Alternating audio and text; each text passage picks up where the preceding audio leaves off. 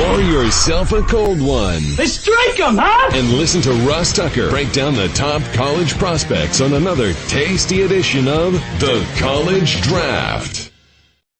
Yeah, it's Daddy Soda time here on the College Draft Podcast, presented, of course, by DraftKings. I'm Ross Tucker, former NFL offensive lineman, 5 teams, 7 years. You know that. Bunch of media gigs. It was fun doing Steelers, Raiders for Westwood 1 on Christmas Eve. I actually have the week off from a game perspective, which means I am going to be watching the crap out of football all week, all the bowls, including Saturday, the college football playoff, which we will get into momentarily. Still doing Eagles pregame on Sunday. I'll watch all the NFL games on Sunday, and then salivating over watching Penn State in the Rose Bowl, followed immediately by Bengals-Bills next Monday night. Are you kidding me? One of the games of the year after the granddaddy of them all. Really, really looking forward to it. Love doing this show with my guy, Emory Hunt. Check me out on social media at Ross Tucker NFL. But more importantly, follow him at FBall Game Plan on Twitter. He's all over CBS Sports HQ. They got him doing stuff all the time. He's Football Game Plan on YouTube. And the draft guide is the key. Big fan of it. Here's what I love about Emory, right? Last night, Cam Thomas is dominating. And a lot of people don't even know much about Cam Thomas. Emory doesn't even say anything. He just posts his profile of Cam Thomas, who, by the way, if you don't know, is a rookie from San Diego State who's playing for the Cardinals, who was killing Brady last night. An awesome game. And he was Emory's number 1 rated 5 technique last year. If you remember, during the pre-draft process last year, Emory likes to differentiate by specific positions, right? It's not just all receivers. There's the X, there's the Z, there's the slot guy. He does the same for different types of DNs because they are different types of players. Had Cam Thomas as his number 1 5 technique. Cam Thomas was awesome last night, which is why you get the draft guide. Footballgameplan.com/2023 draft guide. Get ahead of it now. This is the show that's 3 shows in one. We're a college football podcast talking about the bowls, biggest games. We are an NFL draft podcast talking about the best prospects in those games. And we, of course, are a college football betting podcast where we make some of our picks against the spread. I'll even get on the action on the college football playoff semifinal games a little bit later in the show. I'm at Ross Tucker NFL. We are at Ross Tucker Pod. YouTube.com/Ross Tucker NFL is how you always can watch the show on YouTube if you'd like. All right, Emory, let's dive right into it because we got a bunch of bowl games this week, and then we got some of the big ones. So let's start with the Quick Lane Bowl, which is later today. It's Bowling Green against New Mexico State. Bowling Green's favored by 3.5. Emory, I have one question to start. How is New Mexico State in a bowl game? I did their game last year against Nevada and Carson Strong. They were horrible. I mean, so bad. How they are in a bowl game is beyond me. Well, they won petition to be in the bowl game this year because of the lack of eligible teams, and they were able to get in because they had a game cancellation like midway through the season, and that kind of knocked them from being able to get to 6 wins. So they had to apply for that,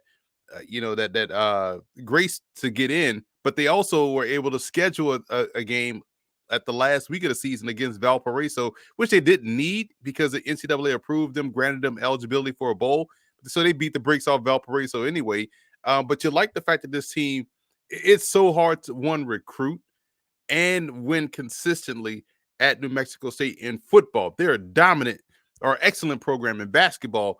So to see them go to 2 bowl games in 4 years or something like that, that's just mind blowing. That's remarkable for New Mexico State. And so I know they are excited for this bowl game, which is why when you watch these bowl games that are not the college football playoff, it's all about who wants to be there, who's excited.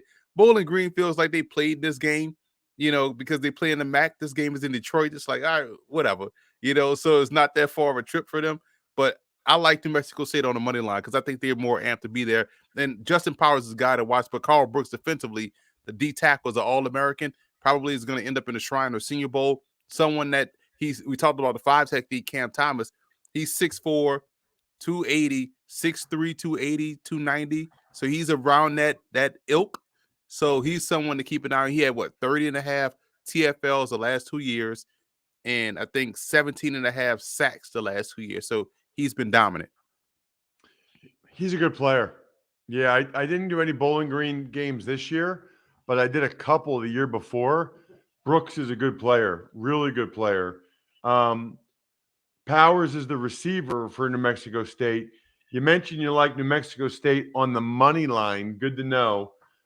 Next game up, the Birmingham Bowl, which is East Carolina laying 7 against Coastal Carolina. It's tomorrow night.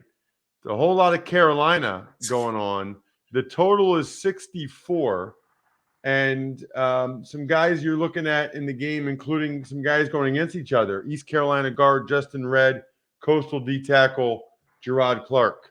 Yeah, Justin Redd is someone I'm very familiar with as he started his career at Norfolk State, and having done a lot of Morgan State games, I got a chance to see Morgan, I broadcast a game where they played Norfolk State. Now he transfers up to East Carolina and makes a transition from tackle to guard. So you like his footwork, and he's someone he's from guard to tackle, I'm sorry, but you like his footwork, playing inside, now playing on the outside, but someone that can play either spot. Now you look at Gerard Clark, bigger guy, but when you look at him physically, you think, okay, he's a nose guard, right? He's a gap occupier, blah, blah, blah. But he is someone that is a one gap penetrator because he is quick off the ball. He forces you to block him consistently throughout the play. Because if you give up, if you let up, he's going to blow right past you and make plays. He's got good eyes, good footwork. Clark is someone that we'll see if they decide to, hey, he's got an experience at tackle, first time ever playing tackle. Let's see if they move him down inside for this specific matchup. So it'll be fascinating to see how they approach this game. Because, again, Coastal is going through a coaching transition. So some guys may or may not be there. But for East Carolina, this is another opportunity, to really stake their claim. And I like East Carolina to win straight up. Interesting. Yeah, and do we know where Grayson McCall's going yet? Did he announce? That's the thing. He didn't announce. We don't know if he's playing in this game or because I know he was in a transfer portal. He was supposed to be on a visit to Ole Miss. A lot going on with Coastal Carolina, and the way they just kind of, unjustly or justly, just kind of took their foot off the gas the latter part of the season because of the whole coaching thing that was going on with Jamie Chadwell. I don't know how motivated they are going into this matchup here against the Pirates. What about the Military Bowl that's coming up, Emory, between UCF and Duke? Does Duke have a quarterback we need to know about?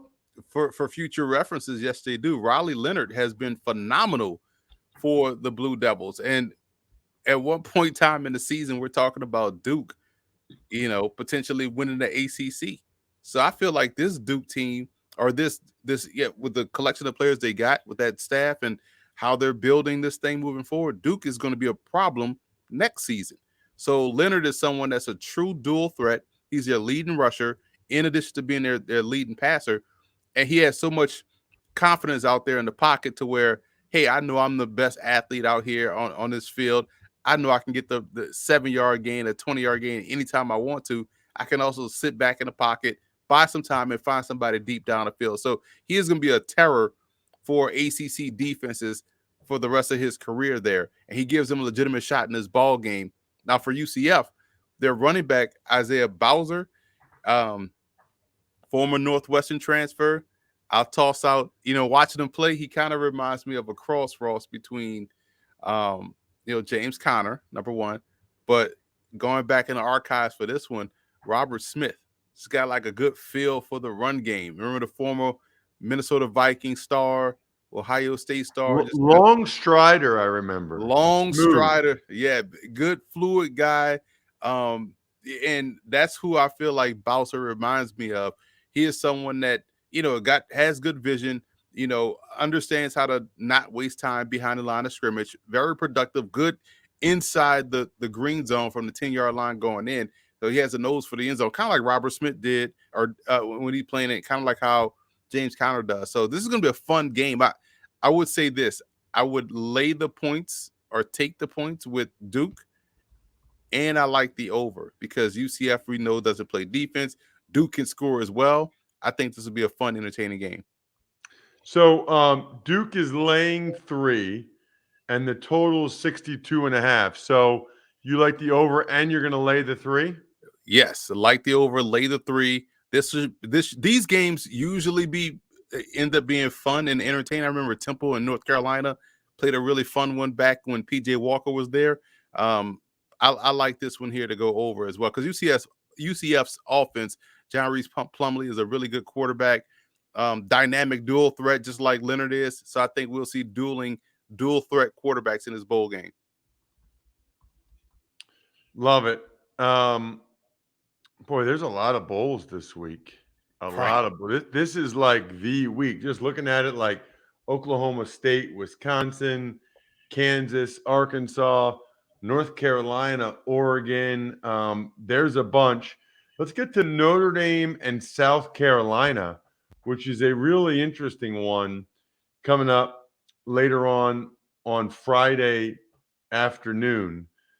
South Carolina's getting 2.5 points. Notre Dame's laying the 2.5. The total's 51.5. I know Notre Dame has a stud in Michael Mayer. He's not playing, is he, or is he playing? I don't think he's going to play, but it's good to talk about him because, I mean, you're talking about a guy that probably could go in the top 15, maybe. With the advent of the passing game in the NFL, everyone wants a dynamic tight end.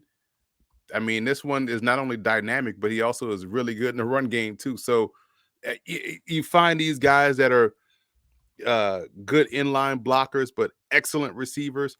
Mayer is someone definitely is going to go high. I think everybody wants to know what you're thinking about South Carolina quarterback Spencer Rattler. Listen, man, it's funny how things can change. Because if you go back to 2020 and 2021 when he was in, or 2020 where he was at Oklahoma, everyone raved about Spencer Rattler. He's someone that you want to look out for next year. He's going to go top 5. Then he didn't finish the way you kind of wanted him to finish. Caleb Williams became a superstar, and we saw how that manifested itself in 2021. That's all you heard about this freshman quarterback, and then he kind of put Spencer Rattler on the bench, and Rattler just didn't, he played himself out that job. And then he goes to South Carolina. It just doesn't start the way you expected it to start. And you kind of think, like, he'll be back next year. Then he catches fire in that upset win against Tennessee. Then he goes on and doubles down and helps beat the brakes off Clemson in the rivalry game. To now, there's questions whether or not he's going to leave after this game and go to the NFL, which is fascinating because if we remember how this thing used to be, Ross, it used to be a situation where, man, if your name is getting hot, you kind of want to leave while, your name is popular. You don't want to go back and then getting out, because now you've caught lightning in the bottle. You don't want to go back and run the risk of putting out more bad tape. Yeah. So he's in a unique spot here to where, man, do I leave or do I go back? Because it's hard to ignore the way he played against Clemson in Tennessee. It's like, damn, this is the Spencer Rattler everyone thought they were going to see last year. And now against a very good Notre Dame defense, if he goes out here and plays well again, stacking 3 excellent games with his arm talent and his ability, he now can say, hey, I've grown, I've done this, I've done that. He can wow people in the offseason with, how people just stock tends to rise in shorts. Go show them what you can do on the whiteboard. Spencer Rattler now becomes the wild card in this quarterback class. And this is probably the class where if you're Spencer Rattler, you feel like, hey, I can probably get into the first round too. So let me go and because right now you got Bryce Young, CJ Stroud, Anthony Richardson. They're talking about Will Levis. I would probably take Rattler over Will Levis based off talent alone. And, the fact that he's not as older as Will Levis. So if you're Spencer Rattler, you really this is a huge game for you. And so I'm fascinated to see how it plays out, because I think he has done a whole 180 on how we're viewing him based off the back end of the season. What are you doing with the spread here, Emory, with Notre Dame laying 2.5? I don't even know who Notre Dame's quarterback is in this one. Didn't Drew Pine say he's transferring? Did he say where he's going yet? I don't think he said where he's going yet, or I can't recall, but I do know he did enter the transfer portal. And so I'm taking South Carolina and the points here. And I'm also taking the over. I feel like we're going to see Notre Dame put some points up because South Carolina lost some guys to the transfer portal.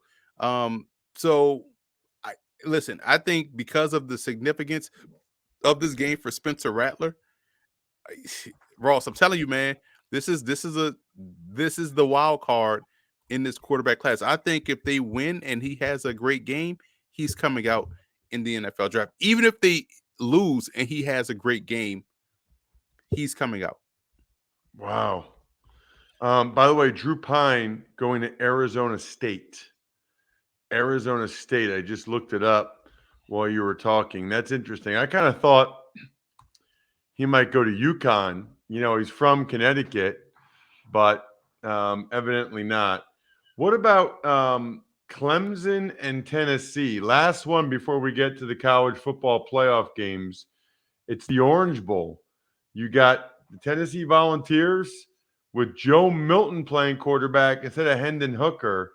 It's so funny. Tennessee's like stockpiled all these quarterbacks that you remember from these other colleges, It's like they got them all transferring there, and they're playing against Clemson in that D-line. So you got the Orange Bowl with Orange Tennessee and Orange Clemson. Like, you can't – if this game not sponsored by Sunkiss, I'm going to be upset. So when you look at Joe Milton, and we talk about Joe Milton a lot, Ross, because the physical tools on paper are just enticing. Yes, it doesn't matter if it's a 9 route like, Dak Prescott threw the other day against Philadelphia on 3rd and 30, or if it's a screen pass like you normally have in your playbook. Joe Milton is putting the ball there 178 miles an hour. So we know he can throw the football from end zone to end zone.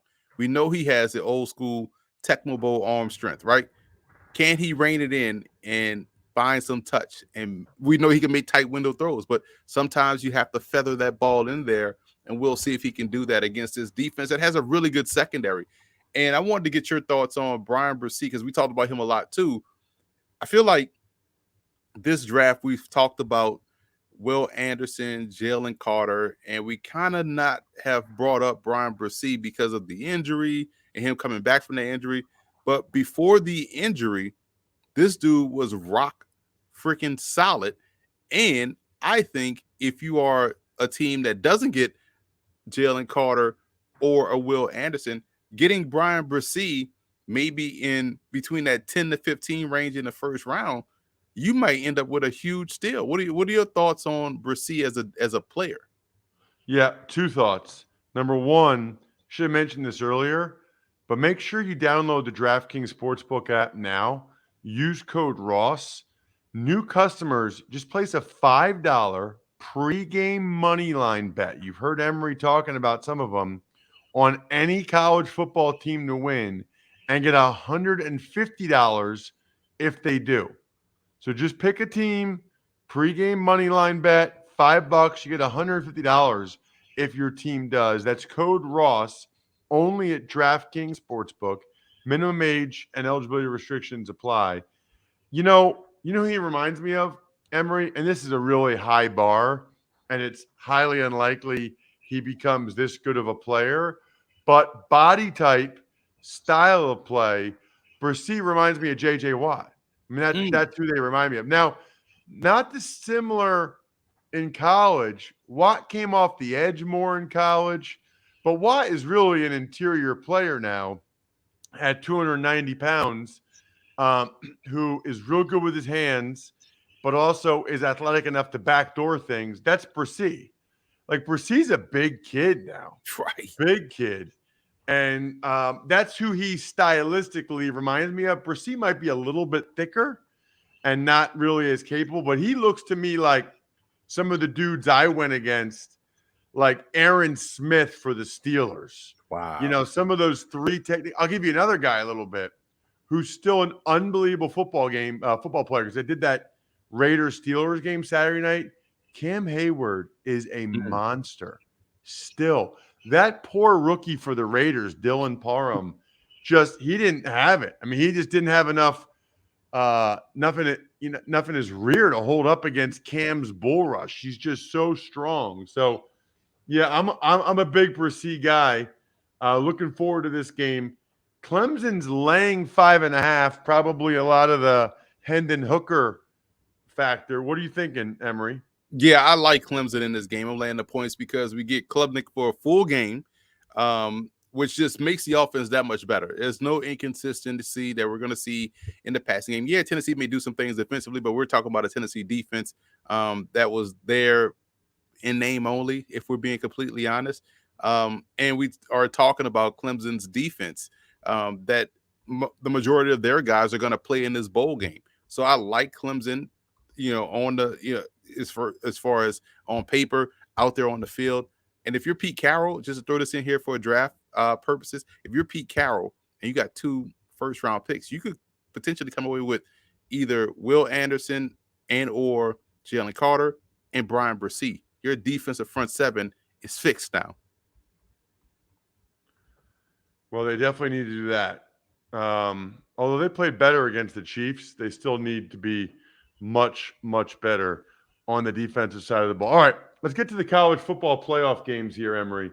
And they are both on Saturday. The first one, TCU, Michigan. Michigan's laying 8 points. The total is 58.5. I don't even know what bowl game. The second one's the Peach Bowl. I don't even know what bowl game the first one is. I think the What is Fiesta. it? Yeah, that sounds right. Fiesta. Okay. Listen, that total is too high, I think. I feel like TCU's offense, for how good it's been, a part of me feels like it's one-dimensional. A part of me feels like it's Quentin Johnson deep down the field. Hopefully you can make a play, and that's it. Or Max Duggan scrambling, making a play.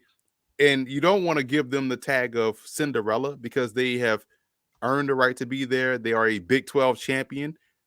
But I like Michigan's defense. I think Michigan is probably one of the more fundamentally sound defenses in college football. And I think their defense, along with the way they can run the football, this is old school Michigan. We're talking about the Michigan offensive line. We're talking about a Michigan tailback. And we're talking about a defense of Michigan, a defensive front 7 of Michigan. This, to me, is just a bad matchup for TCU. So I'm laying these points with Michigan, but I'm taking the under. I think TCU's ability to really create chaos early in the game, and their defense can fly around the football. They'll make a few plays. So I think the under is not going to be. I don't think the total is going to be a big high scoring affair. I think we're in a lower scoring type game, something around the lines of 24-13, which would definitely help Michigan cover, but also help us cash the under as well. That would be way under. With the total at 58.5, way under. It does kind of feel like Michigan's going to run them over. We shall see if TCU's front 7 can hold. They got to just totally sell out against the run and hope McCarthy has a bad game. The nightcap is the Chick-fil-A Peach Bowl. Ohio State is getting 6.5 points. When's the last time Ohio State was getting 6.5 points? The total is 62.5. A lot of talent in this game, Emory. Yeah, and this is something, if you're a scout, this is the type of game where you get some questions answered, right? Because here's some of the questions. How can CJ Stroud play versus pressure versus a muddy pocket? Well, guess what? He's going to get pressure in this bowl game against Georgia, with Georgia's ability to apply pressure with their front 4. They don't even have to blitz. Georgia just can apply pressure. So we'll see how well he does versus pressure. This is something like we saw in the Sugar Bowl with Justin Fields and Clemson. Well, if you take away his ability to run, then, he can't beat you. Well, that kind of happened in the game. He got smacked in the hip and his ribs were bruised up. He had to play a one-dimensional game, and we saw him dominate Clemson with his arm. So can C.J. Stroud answer these questions versus pressure against Georgia? On the other side, can Georgia and their quarterback, Stetson Bennett, make plays consistently in the passing game? Because when you're facing a Larry Johnson defensive front, they're going to be solid in that capacity. I know they didn't stop the run against Michigan. Granted, Michigan runs the ball better than Georgia. Georgia can run the football, but they're not the same this year, in my opinion, as they were last year. So can Stetson Bennett make plays versus this Ohio State secondary, which has given up the big play? And we saw that against Michigan. So how better has this defense gotten for Ohio State? But can Stetson Bennett have to play this game and go toe-to-toe with C.J. Stroud? Another question to me is, will Ohio State be able to find balance on offense? Can they run the football? Will they have some ability up front to win? Because their offensive line sometimes can find themselves get pushed around a little bit. So there's a lot of questions that's going to be able to be answered in this bowl game. And for me, I just feel like if you're looking at C.J. Stroud, you have to really lock in. And the other side of it is whether or not Georgia's secondary. This is not one receiver you're worrying about in this bowl game, Ross. They got like 5. So Georgia's going to have to cover. Can you cover consistently against these elite options on the perimeter? That's what's going to be what you should watch for in this game. That's interesting about the Stroud, because that is the topic always, is how does he do under duress with people around him? He doesn't have that very often. So really good point. What are you doing with the spread here, Emory, with Georgia laying 6.5? Vegas knows how to put this number at the right number, right? I feel like this is a good number. So I'm going to lay the points with Georgia. Now, the over-under, I don't know, man. I feel like Georgia I could see both sides. I could see this being a game like Tennessee. I know the weather was, a factor in that Tennessee game, but I could also see this game going back and forth, right? So you just don't know. So I would stay away from the total, but I'm going to trust Georgia and their championship mindset and that ability to really disrupt things. Because C.J. Stroud is not Justin Fields in terms of arm talent and in terms of escapability and running threat. So if you do get back, he's more like Dwayne Haskins in the sense that he has to be able to beat you with his arm because he's not the most mobile guy. And I think that's going to hurt him in this game. He really can't damage you and create on his own. Now, unless he turns to a different person, that'll be good for him from a draft prospect perspective. But in this game, I'm going to trust Georgia's ability to muddy things up front. So I'm going to lay the points with the Bulldogs. Check him out at FBall Game Plan on Twitter, Football Game Plan on YouTube. Of course, get the draft guide, footballgameplan.com/2023 draft guide. We love those of you that rate and review the show. That really helps us out, whether it's Spotify, Apple Podcasts, whatever. There will be a lot to talk about next Monday after so many of these games are played. We can talk a little bit about the Rose Bowl and then dive into the national championship as well. Other than that, the keg is kicked. We are all tapped out. Thanks for listening to the College Draft Podcast. Make sure to also subscribe to the Ross Tucker Football Podcast, Fantasy Feast, Even Money, and The Business of Sports. All available at Apple Podcasts, rosstucker.com, or wherever podcasts can be found.